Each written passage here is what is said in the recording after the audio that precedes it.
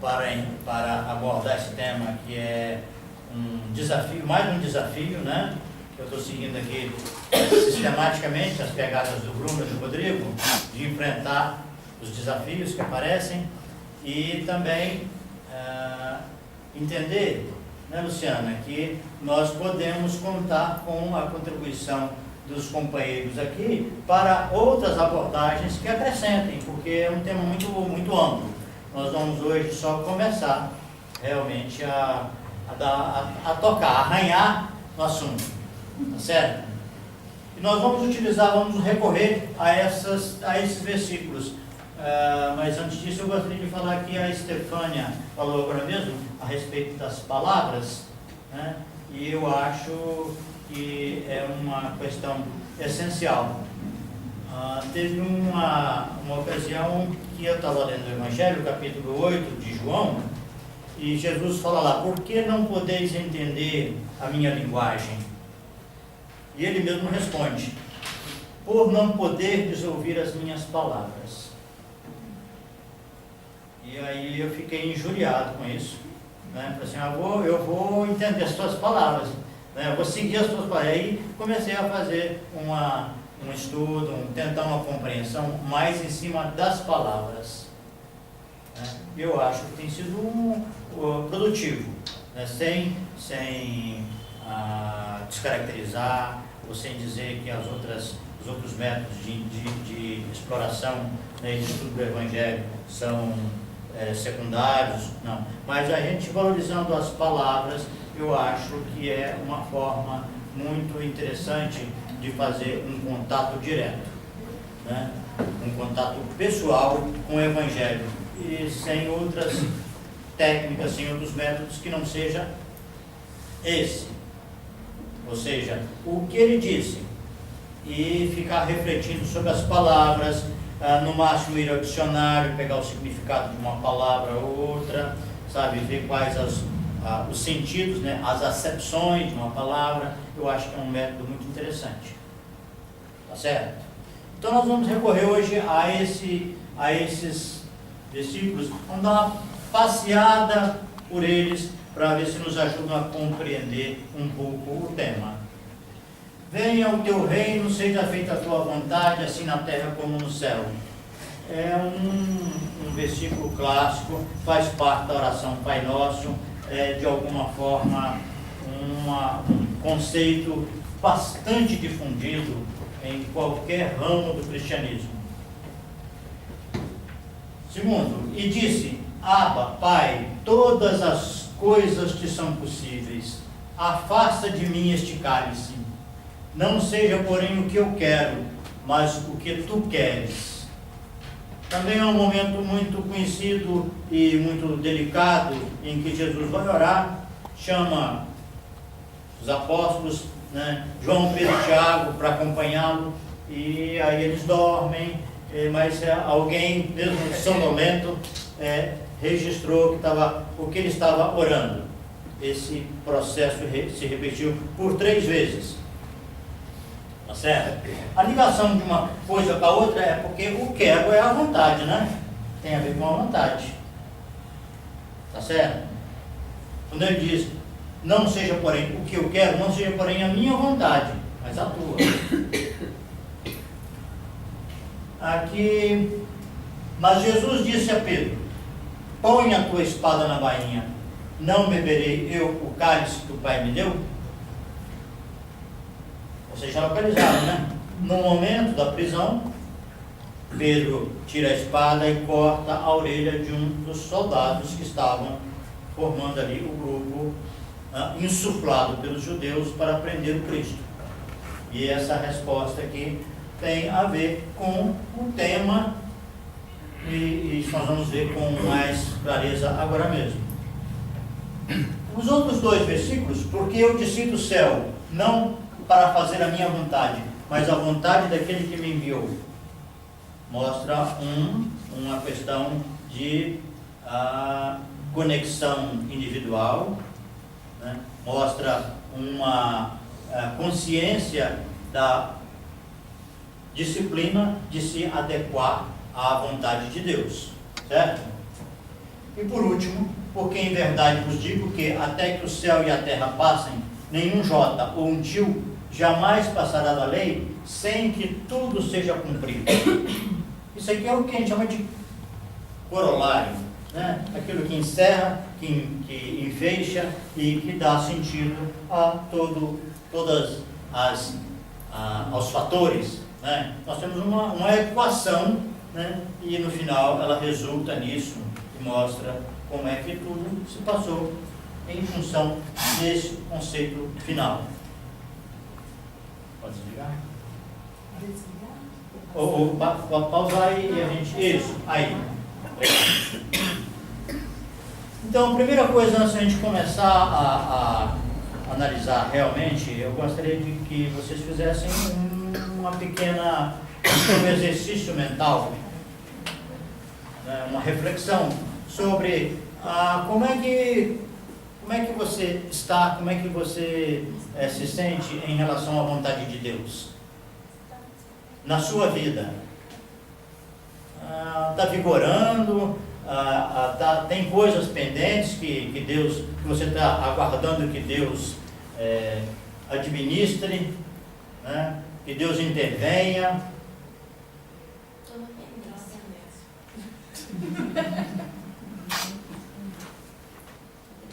Como é que anda isso, gente? Pensa um pouquinho aí, reflita. Você está conforme a vontade de Deus, né? Você está num estado de paz em relação a isso, está tudo nos devidos lugares, tudo andando, ou tem as pendências? Tem as pendências. Eu acho que sempre vai ter uma pendência. Então, com uma consciência maior, é na hora que o bicho pega, eu falo assim, não, tem que ser desse jeito. Vou pedir vocês, por favor, falem um pouquinho mais alto, porque talvez no final eles não estejam ouvindo. Eles estão tendo dependências, sempre tem pendências. O Renan disse, bom dia, Stefania João. Que tem uma consciência um pouco maior, mas na hora que o calo aperta, você quer que seja do seu jeito. Entenderam?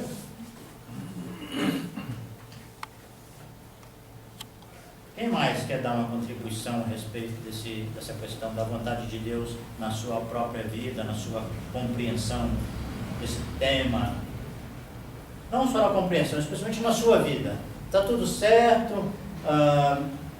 A vontade de Deus está acontecendo? Ou tem gente perturbando e impedindo a vontade dele de se manifestar? Só tem, gente. Tem eu, né? Tem eu. Eu querendo fazer a minha vontade. Eu, na verdade, a minha verdade é que eu acho que eu faço muito mais a minha vontade que a vontade de Deus. Eu estou tentando aumentar o quociente da vontade de Deus sobre mim. Mas a minha verdade é que eu sou muito mais a minha vontade hoje, essa é a minha realidade, do que a vontade de Deus. Eu estou buscando e caminhando para mudar isso, mas eu sou muito mais a minha vontade. Eu vejo É a minha verdade. a vontade de Deus, assim, tudo que minha vida está toda cheia de turbulência. Mas mesmo assim eu me aquieto, né, e vejo, né, o que eu tenho que aprender com isso, porque tem algum ensinamento para que eu possa me desenvolver em cima dessas adversidades todas. Então eu vejo que isso assim, é cumprir o que é vontade de Deus, o que Deus está querendo que eu aprenda através dessa necessidade de ter um confronto aqui, ter alguma coisa que está pendente ali, tem alguma, sabe assim, exercitar aí, todos os meus defeitos começam a eclodir. A partir disso eu vou começar a tomar consciência deles e trabalhá-los para que eu consiga me transformar. E seguir essa vontade, porque muitas vezes eu quero uma coisa, mas essas coisas não estão acontecendo. Então eu acho que é aquela questão, né, que tem, como eu estudo o Petro, né, aí tem uma palestra que ele fala, né, deixe estar, deixe nas mãos de Deus. Como? Deixe estar, deixe nas mãos de Deus. Deixa estar, deixe nas mãos de Deus. Mas não é aquele deixar assim, Deus faz isso para mim que deixa lá que Deus vai fazer, não. Eu estou me esforçando aqui. Se aquilo for realmente a vontade de Deus acontecer na minha vida, aí vai ser uma bênção, né? E se não, é porque eu ainda tenho que caminhar. sabe? Se eu penso dessa forma.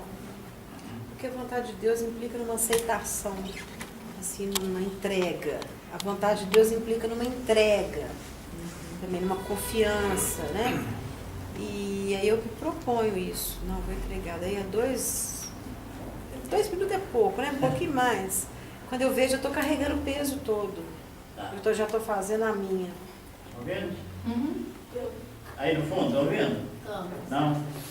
Ela está dizendo que tenta entregar para Deus, né, para a vontade dele, mas daí a pouco acaba. Na hora que o carro aperta, a gente segura. Quando eu estou vendo, eu estou carregando a carreta toda, né? Aham. Levando para o meu entendimento. Levando para o seu entendimento. Eu, Tá. eu tenho que ter uma vigilância, né, Gilberto? Sim. Isso na minha vida, porque o que ela falou acontece para mim, o que a Simone falou acontece para mim, o que a Estefânia falou acontece comigo. Uhum. Então, ano passado eu tive uma situação que eu estava passando muito mal, eu não estava enxergando, eu ficava muito tonta, e eu o tempo todo eu pedia para melhorar, para melhorar, para melhorar. E eu falei, opa, não é assim, é a vontade de Deus, né? Então tem que ter a vigilância. Sim. Tem que estar ligada, estar conectado, porque senão eu entro naquela de fazer a minha vontade, não a vontade de Deus na minha vida. E é muito mais fácil para mim quando a vontade de Deus acontece do meu jeito, aquilo que eu estava pedindo e esperando, é fácil identificar. Mas quando eu peço uma coisa e me vem algo que eu não consigo compreender a resposta, meu Deus do céu, aí vem o embate da minha vontade com a vontade de Deus. Realmente é mais difícil. A cada manhã eu peço, seja feita a sua vontade, e a cada noite eu penso, dessa vez não deu jeito ainda não. Ô Gilberto, Sim. nós aqui aprendemos, porque todo mundo fala eu, mas no caso aí dessas perguntas, ele se refere à humanidade. Eu faço parte da humanidade, você faz parte da humanidade. Quando todos nós aceitarmos as leis de Deus, quando todos nós acreditarmos que Ele é o ser superior de todo esse universo, então haverá uma transformação. Aí não haverá briga, não haverá discussão nem nada, porque todos nós temos o mesmo pensamento. Então passará, nem o J se passará, mas o dia que nós tivermos a humanidade, tiver a mentalidade do acreditarmos no ser superior, criador de todo esse universo, aí a Terra reinará a toda a vontade de Deus sobre todos nós. A questão é que toda vez que vem a dor, aí eu quero que seja feita a minha vontade. É muito difícil na dor, porque quando está tudo lindo, tudo facinho, é ótimo falar que eu estou cumprindo a vontade de Deus. Quando está tudo bem, Deus é maravilhoso. Né? Deus é maravilhoso, mas na hora que o carro aperta, e a dor, em qualquer situação, né? No trabalho ou em casa, A frustração.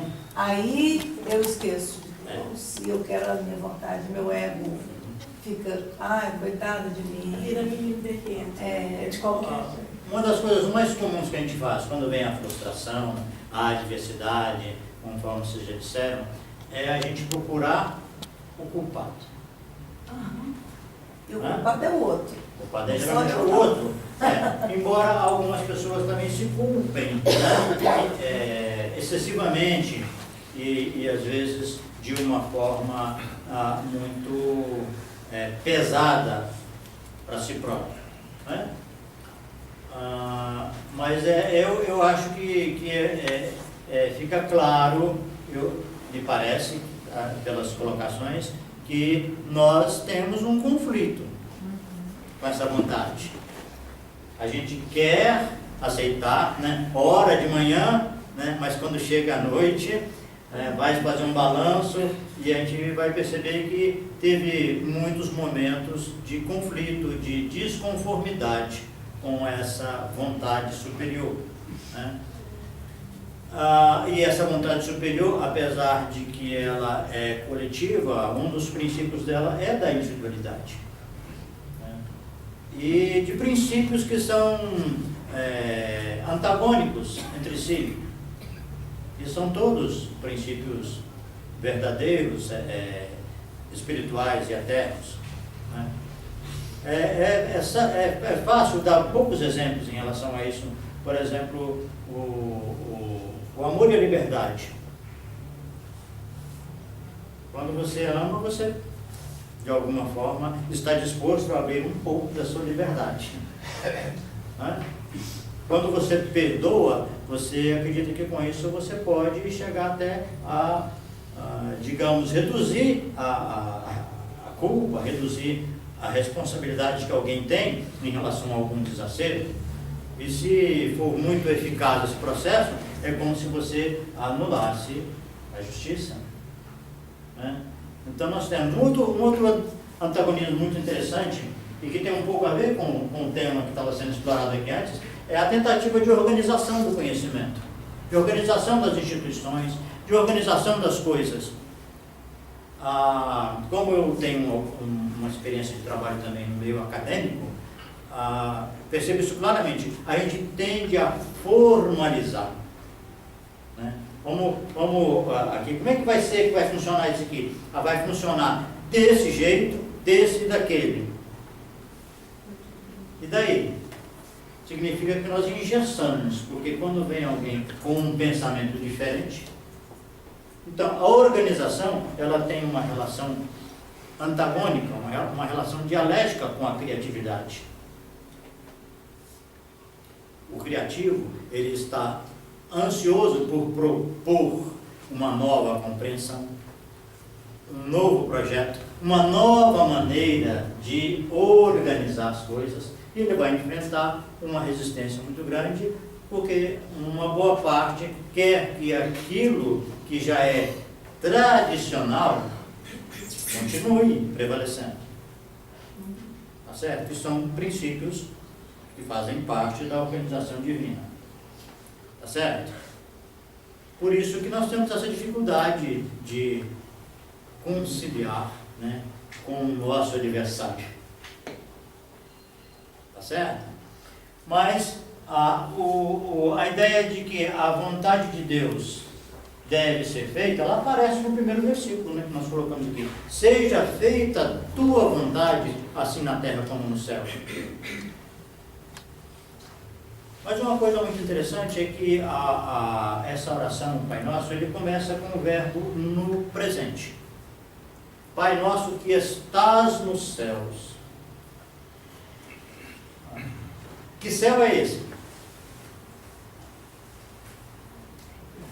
É o céu da alegria perfeita para cada um de nós. Nós colocamos a Deus num estado, né, numa organização, numa manifestação, que é a que mais nos agrada, que mais nos atende, de acordo com a nossa constituição espiritual, aquela que Deus nos dotou e que nós temos propensão a vivenciar e a evoluir dentro dessas virtudes. Tá certo? Em seguida ele fala, seja feita a tua vontade. Então nesse momento já não é mais presente, não é mais o verbo no tempo presente. Isso é uma análise de palavras, né? Tá certo? Pai Nosso, que estás, agora seja feita a tua vontade, que a tua vontade seja feita. Ele não diz que a tua vontade é feita. Tá certo? Fica para uma, digamos assim, para uma expectativa, para um imperativo, seja feita a tua vontade. Né? Isso dá uma margem, por isso que uma passagem só, um versículo só do Evangelho, ele não deve ser levado assim a ferro e fogo, sem que você olhe as polaridades, né, do tema e vá caminhando para uma compreensão um pouco mais ampliada. Tá certo? Mas nós podemos dizer que nós aqui estamos aceitando que é desejável que a vontade dele se estabeleça. Né? Que a verdade dele predomine, que ela seja garantida. Agora, como eu disse para vocês, garantir a vontade dele é garantir essa complexidade, até mesmo esse antagonismo de virtudes que existem nele. Tá certo? Vamos organizar isso aqui. Aí fala assim, chegamos a um consenso, a maioria, mas nós temos que contemplar a minoria também. Por isso que o conceito de democracia evoluiu. Ao invés de ser o governo da maioria, é o governo de todos. Tá certo? Então, hoje, as minorias já estão buscando cada vez mais, elas procuram se fazer contempladas e representadas no governo. É por causa disso, porque não é mais a ditadura da maioria, é um governo que todos estejam sendo atendidos e contemplados. Tá certo? Bom, mas aí vem um problema. Aquilo que já foi muito bem falado aqui, né, por vocês, é quando dói o calo. Quando dói o calo, quando ele dói muito, isso realmente envolve, em geral, questões do nosso querer. Lembre-se que o querer está no coração.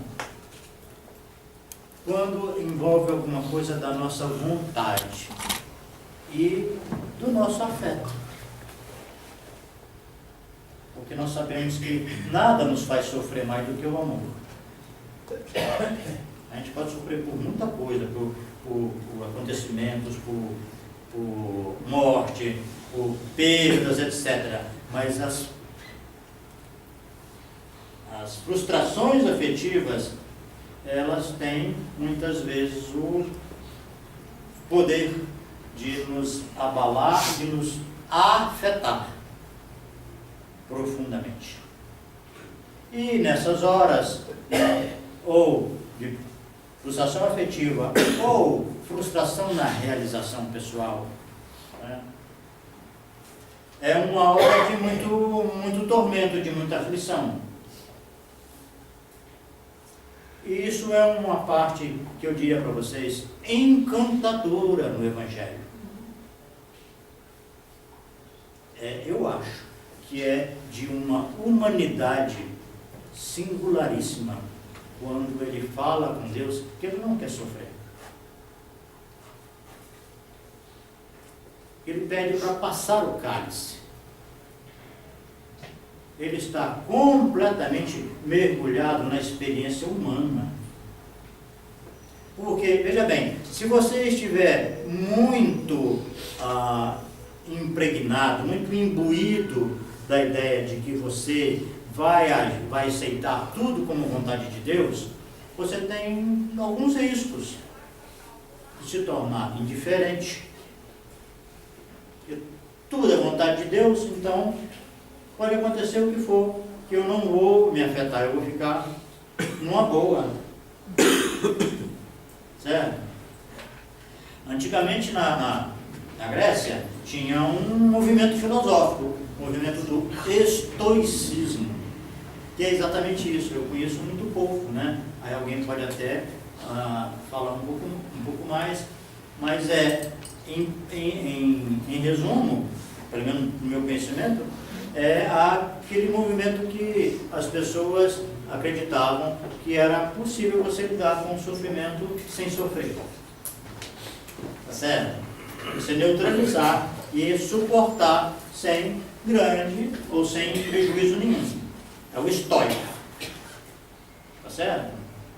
A vontade de Deus, o fato aconteceu e vamos em frente. É assim mesmo, isso faz parte. Tá? O que Jesus nos ensina, nessa passagem que é muito interessante, é que você também corre o risco de se tornar um masoquista. Porque quem aceita já está no limiar de gostar do sofrimento. Isso faz com que muitas pessoas assumam o papel de vítima, de pobre coitado, de que foi enganado e etc, etc. Tá? Mas eu acho que em qualquer situação, o exemplo de Jesus Cristo ensina muito. É uma figura admirável pela sua humanidade. Então, o que ele faz? Ele rejeita o sofrimento, mas sofre. Ele não quer sofrer, mas sofre terrivelmente a angústia do que ele vai passar. E sofre de uma forma tão intensa que os evangelistas dizem que ele suou sangue. E Lucas diz que apareceu um anjo do céu que o confortava. E eu já pensei, né, que anjo será esse para chegar e ser capaz de confortar uma criatura com o grau de consciência e de sentimento de Jesus Cristo?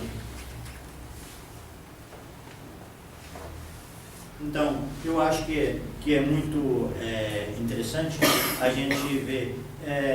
Durante uma época eu achava que Jesus Cristo tinha deixado uma grande lição para a gente compreender a injustiça, a gente aceitar, a gente suportar a injustiça.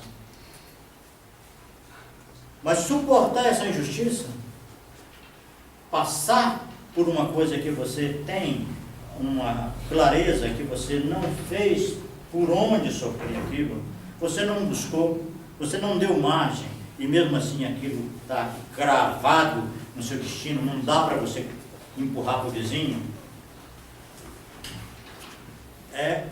inclui você passar por esse sofrimento. Você assimilar, você aceitar a dor e transitar por esse caminho, sofrendo o que você sentir, que é a sua dor única, a sua dor peculiar, a sua. Outras pessoas podem até compartilhar, podem te dar o ombro para você chorar, mas isso é coerente com a doutrina do Evangelho, quando ele fala: bem-aventurados os que choram, porque eles serão consolados. Se você entra num processo de resistência, você enrijece o seu espírito, enrijece o seu coração, e você esquece que ele também disse: não resistais ao mal. É na aceitação da adversidade e da dor, mesmo que você não queira, mesmo que você tenha feito todo o esforço, você tenha levantado barreiras, tenha tomado vacinas, quando ela chega, provavelmente é porque ela conseguiu penetrar pelas brechas. Então, nessa hora, é hora de você sofrer, de você aceitar que aquela é a vontade de Deus.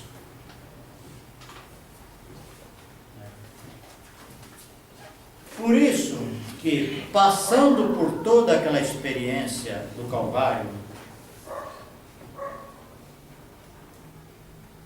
ele, mesmo antes de passar por ela, quando ele vai ser preso, tem aquela atitude interessante e aquela frase, que é uma frase muito lúcida, e é uma frase que eu poderia dizer assim, que causa um certo desconcerto na gente.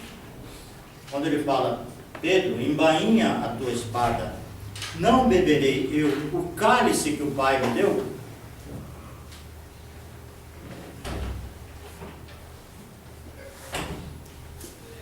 Então, sim, vamos refletir aqui. Quem estava prendendo Jesus Cristo? Eram os romanos? Eram os judeus? Era um balaio de gato que tinha juntado romano, judeu e etc.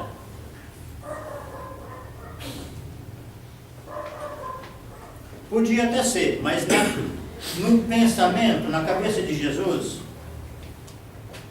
Aquilo era o que acontecia. aquilo era um negócio que ele tinha com Deus. Aí que está um pouco da diferença conosco, porque quando nós temos algum problema, nós recorremos aos amigos, né? Falamos mal de alguém que está querendo nos prejudicar. A gente vai tomando medidas para a gente escapar do sofrimento. A gente vai no centro, pede para doutrinar os espíritos que estiver perturbando a gente, né? A gente vai tomando as nossas precauções, né? Porque a gente não quer passar pelo sofrimento. A diferença são as manobras que cada um usa. Você não vê, por exemplo, Jesus fazendo nenhum movimento de excluir Judas, apesar de saber e de confidenciar para João que aquele que ele estava entregando o pão molhado, aquele é que o estava traindo. Mas foi um gesto sem nenhuma iniciativa de censura ou de exclusão pública, né? Ele censura Judas, mas ele censura na relação pessoal dele com Judas. Quando ele fala, o que fazes? Falo depressa. Que não é o imperativo, é o presente. Está conjugando o verbo no tempo presente. Tá? Você está fazendo depressa demais. Na verdade, num português mais popular, seria isso. Então, essa conduta de resistir ao sofrimento é muito na conexão dele com Deus. Eu não quero sofrer. Não sou masoquista, não tenho pretensão de ser indiferente, sabe? É muito sofrido e foi muito doloroso passar por aquilo. Certo? Mas quando o Pedro pega na espada, ele fala, opa, peraí, isso aqui é meu negócio com Deus. Não beberei eu o cálice que o Pai me deu? Então cada um de nós pode trazer isso para a sua própria vida quando a gente for visitado pela adversidade, pela frustração, por qualquer forma de sofrimento, especialmente um sofrimento mais agudo, mais intenso. Tá certo? Bom, então, isso praticamente fecha o tema na vivência do Cristo. Mas ele tem as duas colocações aqui que mostram, digamos assim, a teoria sobre o assunto. Que ele veio para fazer a vontade de Deus, que pode ser difícil, pode ter sido sofrida, dolorosa, extremamente dolorosa, mas ele foi fiel a isso, né? E a outra questão que cabe muito nessa análise é o seguinte: então, a vontade de Jesus Cristo era boa, e a vontade de Deus era ruim para ele mesmo. Ou seja, Jesus queria uma coisa agradável, uma coisa boa, e Deus não quis. Deus quis foi a tragédia, a violência, a ignorância, o fanatismo. Porque o desfecho, ele diz que é a vontade de Deus. Como é que a gente concilia? Vocês entenderam bem? Está claro essa? Jesus pede para passar aquilo que é a vontade dele. Se queres, passa de mim esse cálice. Eu não quero passar por esse sofrimento. Mas ele passou, teve que passar. Deus não ouviu, ou Deus não quis fazer nada, ou Deus não pode fazer nada, não pôde fazer nada em relação àquilo. Como é que ele colheu esse resultado, mesmo contra a vontade dele?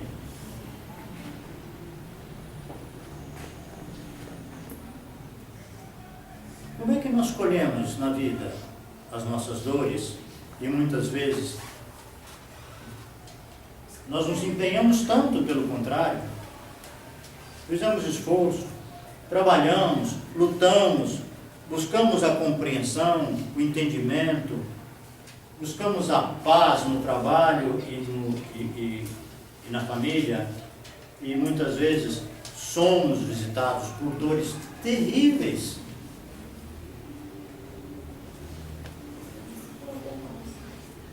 Foi a escolha de Jesus vir e ser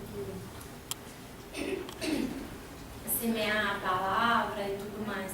E dentro dessa escolha que ele fez, né, desse acordo que ele fez com Deus, quando Deus o enviou, fazia parte disso esse exemplo do sofrimento.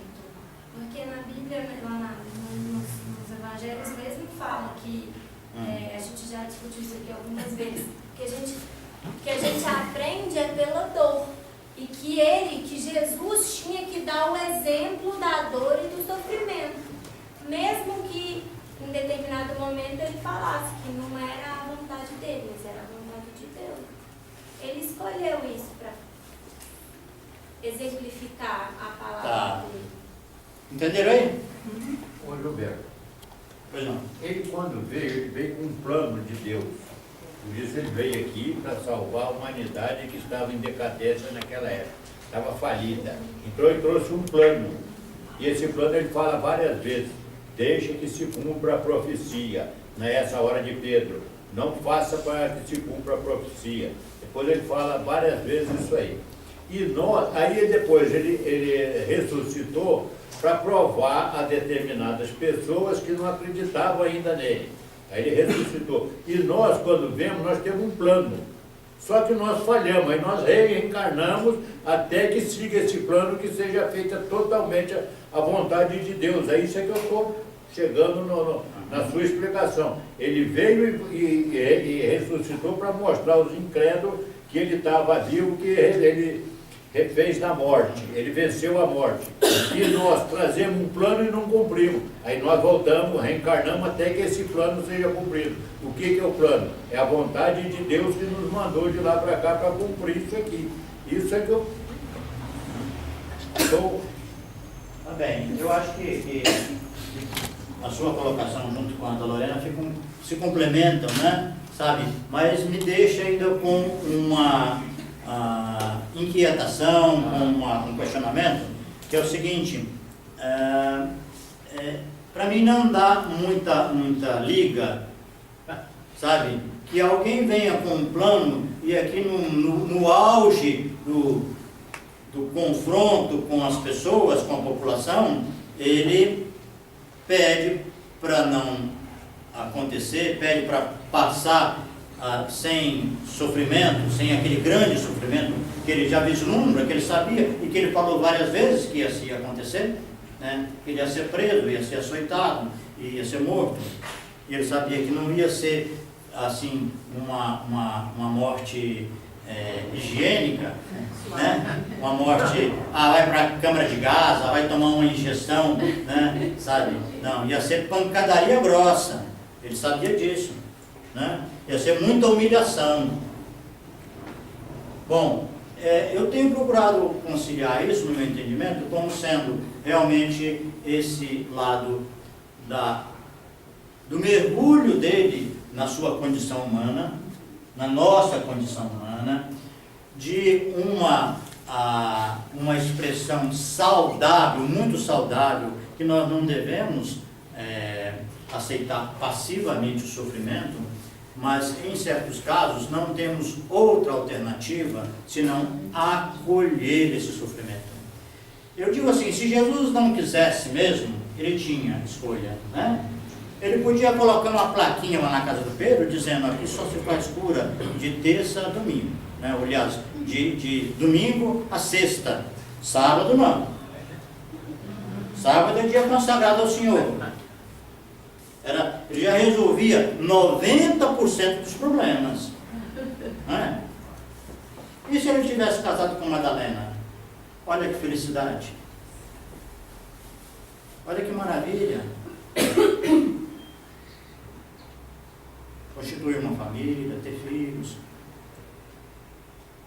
A gente quem trabalha para a consecução de uma família sabe que é como ter um pedaço do paraíso em si mesmo e na sua casa. Dá muito trabalho mesmo, uma canseira sem fim, sabe? Porque você tem que fazer uma coisa que a gente não gosta muito, que é dialogar. É conversar, é fazer a composição, né? É fazer, te ouvir, né? Elaborar isso e devolver, né? Conversar o mesmo assunto muitas e muitas vezes, né? Com os filhos também, né? Eu estou rindo aqui porque estou me lembrando, meus filhos dizem, quando eu falo assim, vamos ter uma conversinha? Não, pai, me bate. Pai, minha mãe me bate. Uma conversinha, não, chega. Porque vira uma tortura mesmo, né? Mas eu acho que a gente tem que aceitar os fatos e pensar o seguinte, bom, se Deus não interveio como a gente acha que deveria, podemos lembrar de algumas coisas que ele fez, né? Uma das coisas mais interessantes foi o sonho da mulher de Pilatos. Está lá no Evangelho. Eu tive um sonho com esse homem, né? Não se misture com o sangue dele, mais ou menos assim. Não se envolva com o sangue desse homem, porque ele é justo. E o Pilatos tentou, dentro da situação dele, da visão dele, política, né? Ele tentou, né? Vou soltar um bandido, então vou soltar esse. Não, nós queremos é Barrabás. Certo? Então eu vou açoitá-lo e vou soltar, tá bom? Não, se você soltar, você é inimigo do César. Então, assim, eu acho que relativamente às circunstâncias, o Pilatos até que fez um esforço. Né? Sabe? Talvez um dos poucos a defendê-lo naquela situação.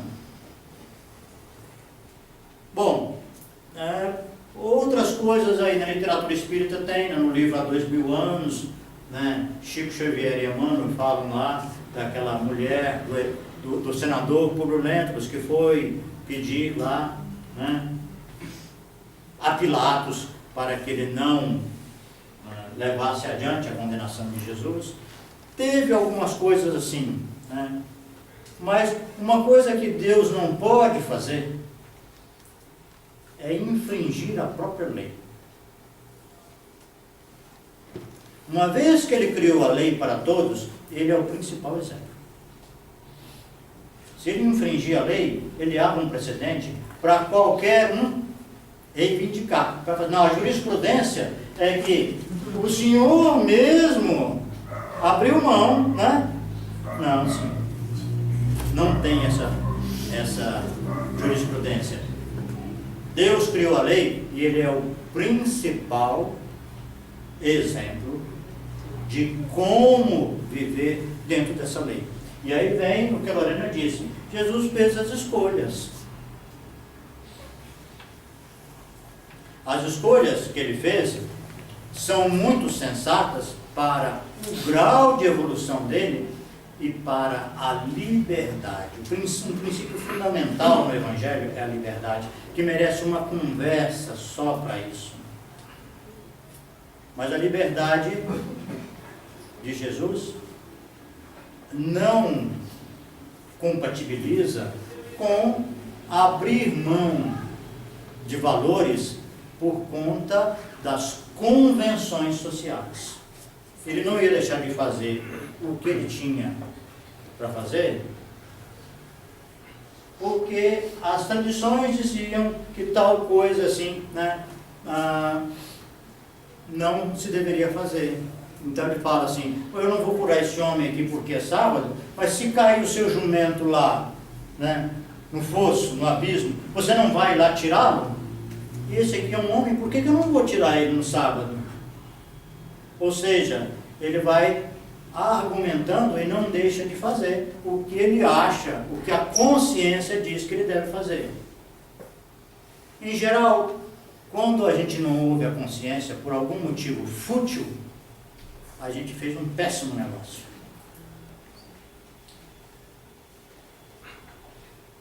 E ele não tinha muita clareza de pensamento, de raciocínio, e não abria mão. Sabe agora, né? Obrigado.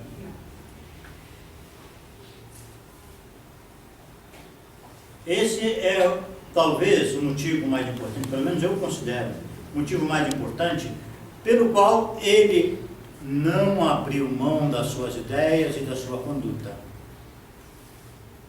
Porque os argumentos eram contra ele, contra as atitudes dele, eram argumentos frágeis, eram argumentos muito pautados na hipocrisia, na aparência, em hábitos convencionais. O segundo motivo, por que ele não se casou com a Madalena, é porque ele sabia que ele estava numa fase passageira. Aqui, o percurso dele levava a uma colisão violenta com a comunidade. E é uma falta de consciência você estabelecer vínculos afetivos dessa forma, se você tem uma perspectiva de ruptura de forma tão violenta, especialmente você deixar filhos quando você tem essa perspectiva. Não combinava com um projeto, com uma trajetória de autonomia, de independência de todos os laços afetivos, assim, desse grau. Por isso que ele vai se distanciando, a família vai distanciando dele, a própria mãe, né, a ponto de procurá-lo uma hora e ele fala, quem é minha mãe, quem são meus irmãos? Tá certo? Porque é uma trajetória extremamente solitária, essa de um sujeito que vem trazer uma mensagem que provoca uma revolução social e, ao mesmo tempo, uma oposição generalizada. Então, essa escolha, digamos, é de um confronto, e que não dá para abrir mão desse confronto na medida em que ele tem isso como missão. Abrir mão seria negar a si mesmo. Tá certo? Então, quando ele fala, não beberei o cálice que o Pai me deu, é o cálice fruto da própria trajetória dele, como exemplo da obediência, da aceitação, né? E as outras pessoas que não foram impedidas de fazer essa tragédia, de fazer esse assassinato, elas estão exercitando uma outra coisa da lei de Deus, que é a liberdade também. A liberdade de fazer de acordo com as suas escolhas, da mesma forma como Jesus. Só que se ele sai para uma ressurreição gloriosa, ainda que com trabalho, junto aos apóstolos, quem se vinculou a esse crime arrumou foi um problema enorme de consciência e de um resgate penoso ao longo do tempo. Mas isso tudo está dentro da lei, tá certo? Tudo isso é dentro da lei de Deus. Não teve nada fora da lei, porque não existe possibilidade de você fazer alguma coisa que não seja um detalhe da lei divina. Tem um teólogo muito interessante, ele tem uma frase muito interessante, que quando a gente faz, quando uma coisa não obedece a uma regra divina, é porque está obedecendo a outra. Entendeu? Você escapa de uma aqui,